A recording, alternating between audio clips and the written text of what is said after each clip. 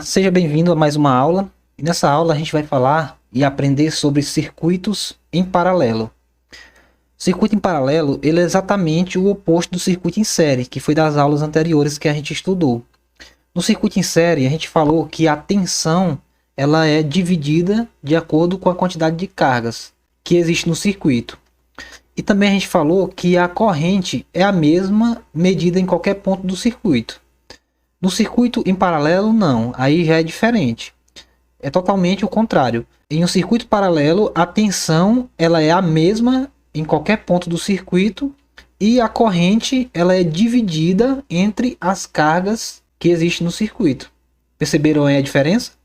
No circuito em série, quem é dividido entre as cargas é a tensão. E no circuito em paralelo, quem é dividido entre as cargas é a corrente. E aqui, pessoal, a gente tem um esquema elétrico aqui que eu montei no nosso simulador de circuito para a gente representar aqui o circuito em paralelo. E aqui, pessoal, perceba que nesse circuito, ao contrário do anterior, eu utilizei LED como carga. Então eu tenho aqui LED 1, LED 2, LED 3 e LED 4. Poderia ter sido resistor também, seria a mesma coisa. A carga nada mais é do que qualquer componente que venha consumir corrente da fonte de alimentação. No caso aqui é essa bateria de 5 volts. Então qualquer coisa que você coloque aqui na linha de alimentação que consuma a corrente da fonte, ela é chamada de carga. Então aqui eu utilizei o LED. O LED ele é um componente mais visual. Quando a gente roda o circuito, ele fica vermelhinho, ó, igual está aqui. E a gente sabe que ele está aceso. Caso ele não fique vermelho, a gente sabe que ele está apagado. Então é um componentezinho melhor para a gente visualizar. Vou falar novamente aqui sobre a montagem aqui do circuito, sobre os componentes aqui, as simbologias que tem nesse circuito, para você já ir se familiarizando com eles. Mas antes, vamos colocar ele para funcionar. Então vou funcionar aqui o circuito. Percebam aí, o circuito já está funcionando, ó, tá contando aqui os milissegundos aqui, ó. Então significa que o circuito está funcionando. Percebam que os LEDs estão acesos ainda, né? Então a gente vai falar aqui sobre os componentes desse circuito. Eu tenho aqui embaixo, ó, essa anteninha aqui, ó, esses três risquinhos aqui, um menor que o outro, que ele é chamado de ground ou de terra, como alguns chamam também. Tanto faz, você pode chamar terra ou ground, também é a mesma coisa, ou GND também. Esse símbolozinho aqui é muito utilizado em esquemas elétricos para representar justamente a parte negativa da fonte, que é o terra. Esse daqui a gente já viu na aula anterior, ó, que representa uma pilha ou uma bateria que fornece uma corrente contínua. E aqui o componente novo que a gente tem é o LED, né? Que é esse símbolozinho aqui, ó, que é o símbolo de um diodo, que é aquele mesmo diodinho que tem no multímetro, que tem na escala de diodo do multímetro, só que ele tem essa setinha aqui do lado, representando a luz do LED. LED é a abreviação de diodo emissor de luz, por isso ele tem essas setinhas aqui para dizer que ele emite luz. E as ligações aqui, ó, novamente, são as trilhas das placas de smartphone ou de qualquer equipamento eletrônico. Aqui está representando as trilhas. Essa bolinha aqui, ó, tá representando que ela está sendo uma ligação aqui, uma passagem onde tem ligação entre o terra, porque tá aqui, ó, o GNDzinho aqui, o terra com essa partezinha aqui do diodo. Todos eles estão interligados assim, ó. Essa ligação aqui é uma ligação em paralelo. Por quê? A ligação em série é aquela ligação que o componente fica um na frente do outro, como eu falei na aula anterior, um após o outro, como se fosse uma fila. E a ligação em paralelo não, ela é um componente um ao lado do outro, ligado na linha de alimentação. Ó, percebam aqui que eu tenho aqui um LED que está colocado ao lado desse outro LED, ao lado desse outro LED. O seu terminal aqui está ligado na linha de alimentação positiva. Como é que eu sei que é a positiva? Porque está aqui, ó, ligado na fonte. Eu sei que aqui embaixo é o negativo, porque tem essa anteninha aqui, ó, esse símbolozinho do terra, do GND. Eu sei que aqui é o negativo. E aqui em cima eu sei que é o positivo. Então eles estão ligados, ó, todos no mesmo positivo. E a parte de baixo está ligado todos no GND. Ou seja, um ao lado do outro. E aqui nesse circuito, como ele já está funcionando, a gente já pode provar aqui, ó, teoria que em um circuito paralelo, a tensão ela é a mesma em qualquer ponto do circuito. Como eu falei anteriormente, ó, essa bolinha vermelha aqui é representando a ponta do multímetro vermelha, e essa bolinha preta aqui é representando a ponta preta do multímetro, a ponta negativa.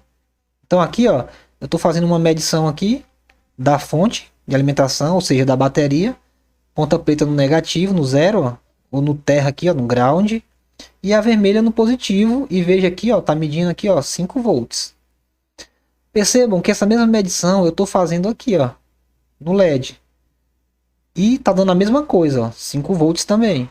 Nesse outro LED do mesmo jeito, ó, 5 volts. Nesse aqui também 5 volts. Nesse aqui também 5 volts. Ou seja, em qualquer parte do circuito que é um circuito em paralelo, a tensão ela é sempre igual à tensão fornecida pela bateria aqui, ou pela fonte de alimentação. E agora aqui, pessoal, nesse circuito, eu já fiz algumas modificações aqui, ó. Troquei os LEDs por esses resistores aqui, ó.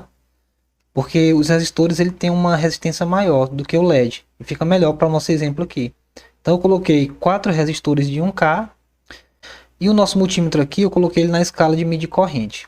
Então a gente vai ver que a corrente, o circuito funcionando e comprovar que a corrente se divide entre as cargas.